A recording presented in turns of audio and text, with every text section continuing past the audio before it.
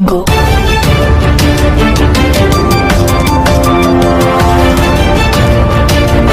बर्तमान बड़ खबर पाणीपाग को नहीं बड़ सूचना नुआ अपडेट आज पुणी बड़ वर्षा 25 रे प्रबल वर्षा काली बढ़ शीतर परिमाण तेज जाना क्यों सब जिला कौन रही डिटेल्स इनफर्मेशन ता पूर्व वीडियो को लाइक करूँ जदि पार्टी आपंकर सांग साथी मानक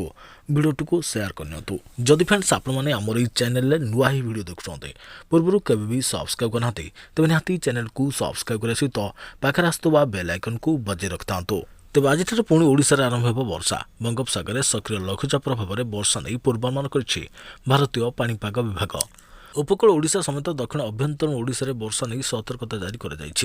गतकाली उपकूल और दक्षिण ओडिशार किसी जिले में हाल्का वर्षा संभावना रही बेले आज प्रबल वर्षा नहीं 5 जिला को येलो अलर्ट जारी कर विशेषकर गंजाम गजपति कोरापुट जगतसिंहपुर और केन्द्रापड़ा में प्रबल वर्षा नहीं सतर्कता जारी कर पाणीपाग विभाग तेज से 25 तारिख में प्रबल वर्षा नहीं गंजाम और गजपति जिला को येलो अलर्ट जारी कर विभाग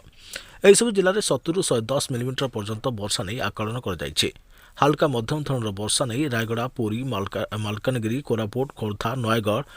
कटक को सतर्कता जारी कर आज उपकूल ओडिशा रे पुरी खोर्धा कटक जाजपुर बालेश्वर भद्रक रायगड़ा मालकानगिरी जिले में हाल्का मध्यम धरण वर्षा होवार संभावना रही सेपटे पुणी 27 तारिख में आउ एक पश्चिमा झड़ सक्रिय होगा प्रभाव राज्य में अधिकांश अंचल में कोहला पाग सहित हाल्का वर्षा होवार संभावना रही बर्तमान राज्य में वर्षा सहित शीतर प्रकोप जारी रही तेज आसंता काली तापमात्रा 2 ରୁ 3 डिग्री कमिया सहित शीत बढ़ वर्षा शीत सहित घन कुहुड़ी अस्तव्यस्त कर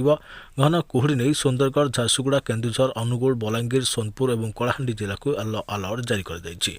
वर्षार प्रभाव अधिक रही चाषी भाई मानक सतर्कता रही परामर्श दी विशेषकर अमल फसल यथा संभव घोड़ी रखापी परामर्श देछि विभाग।